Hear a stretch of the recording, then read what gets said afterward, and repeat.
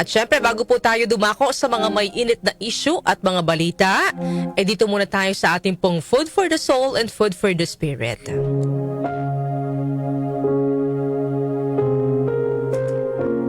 Sa isang maliit na nayon, madalas ang mga tao ay nagpapaligsahan sa pagtulong sa mga nangangailangan. Gusto nilang nakakarinig ng papuri kapag sila ay may natutulungan. Gusto nila na may nanonood at nakakaalam na sila ay tumutulong. Pero isang lalaki ang tahimik lamang na nagmamasid sa mga tao sa paligid niya. Sa halip na tumulad sa iba na laging ipinagmamalaki ang pagkakawang gawa, siya po ay tahimik na tumutulong sa iba sa kanyang munting paraan. Sa gabi, ay nagtutungo siya sa kapilya upang maglinis at ayusin ang mga sirang upuan at mga gamit. May mga pagkakataon namang nagiiwan din ito ng pera sa altar. Inilalagay niya ito sa sobre bilang pantulong sa mga nangangailangan. Ngunit, hindi niya nilalagay ang kanyang pangalan. May mga pagkakataong ding nag-iiwan siya ng pagkain sa labas ng bahay ng mga nagugutom. Lumipas ang mga panahon, marami nang natulungan ng lalaki nang hindi nila nalalaman kung kanino ito galing. Isang araw, dumating ang malakas na bagyo at binaha ang buong nayon.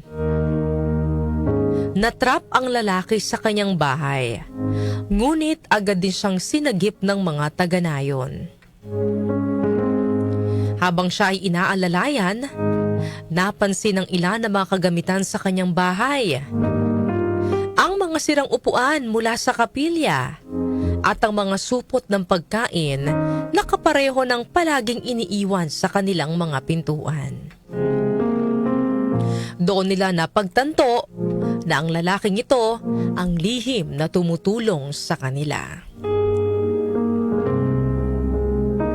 Ano po ang aral na nais pong iparating sa atin ng kwento natin ngayong umaga? Hindi lahat ng kabutihan ay kailangang ipagsigawan. Hindi po lahat ng ginagawang pagtulong ay dapat laging pinapalakpakan. Madalas, mga kanyusik, ramdam natin yung tunay na pagtulong at pagmamalasakit kapag tahimik lang, walang kamera, walang video, at hindi po ipinagsisigawan.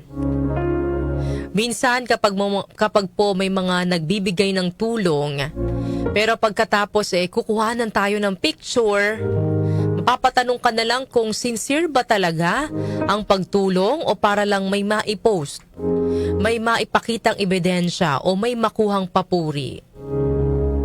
Kapag ganun po mga kanyusik, parang nawawalan ng saysay yung essence ng pagtulong. Dahil yung tinulungan mo, parang naging props pa para pagandahin yung imahe mo sa iba. Ang tunay po na malasakit ay hindi nangangailangan ng audience. Si Lord lang ang audience na kailangan natin. Dahil siya lang ang nakakakita ng lahat ng ginagawa natin. Kahit tayo ay tahimik na tumutulong, nakikita po yan ng Diyos. Ang kabutihang ibinibigay po natin sa iba ay bumabalik din. Ito ay bilang biyayang dumarating kapag tayo naman po ang nangangailangan. Sabi nga po sa Matthew chapter 6 verse 3 to 4, "When you give to the needy, do not let your left hand know what your right hand is doing, so that your giving may be in secret, then your Father who sees what is done in secret will reward you." Yan po ang ating Food for the Soul and Food for the Spirit ngayong araw po ng Wednesday.